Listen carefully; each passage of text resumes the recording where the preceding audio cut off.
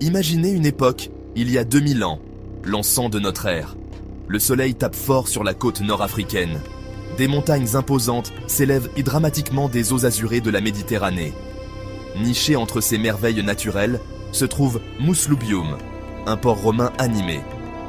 L'air est chargé de l'odeur du sel, des épices et de la sueur du dur labeur. Le port grouille d'activité. Des navires, les voiles gonflées par le vent, arrivaient de terres lointaines chargées de marchandises exotiques.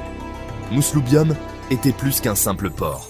C'était une plaque tournante essentielle du vaste réseau commercial de l'Empire romain.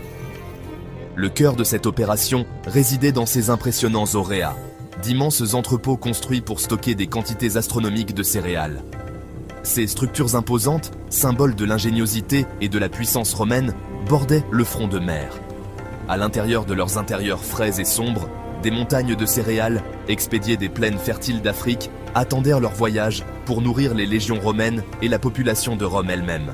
Mais les céréales n'étaient pas les seules marchandises à transiter par Muslubium.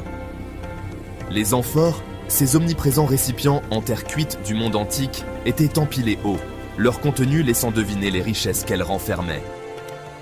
L'huile d'olive, l'or liquide de la Méditerranée, arrivait des oliveraies de toutes parts. Le vin, dont l'arôme enivrait l'air, complétait le triptyque des produits de base qui soutenaient l'Empire romain. Du lever au coucher du soleil, projetant de longues ombres sur le port, Muslubium était une symphonie de commerce et d'industrie. Le port témoignait de l'étendue et de la puissance de l'Empire romain. Des rives lointaines de la Bretagne aux déserts ensoleillés d'Égypte, les ramifications de l'influence romaine touchaient tous les coins du monde connu.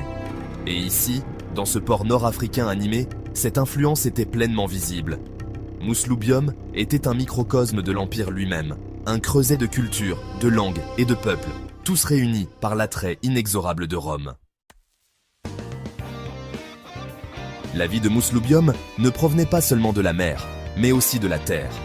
Une artère vitale reliait le port à son arrière-pays. Une route, dont le chemin était lisse, à force d'être utilisée depuis des siècles, serpentait depuis les plaines fertiles d'Aïn Roua vers la côte. Le long de cette route, des caravanes chargées de marchandises effectuaient leur pénible voyage. Les chariots grinçaient sous le poids des céréales, leurs conducteurs exhortant leurs animaux à avancer à coups de cris et de fouet. Leur voyage commençait à Aïn Roua, une ville animée située dans une vallée fertile.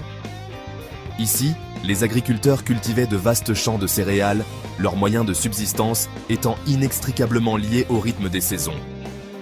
D'Aïn Roua, la route serpentait à travers le paysage accidenté, passant par Sidi Réhan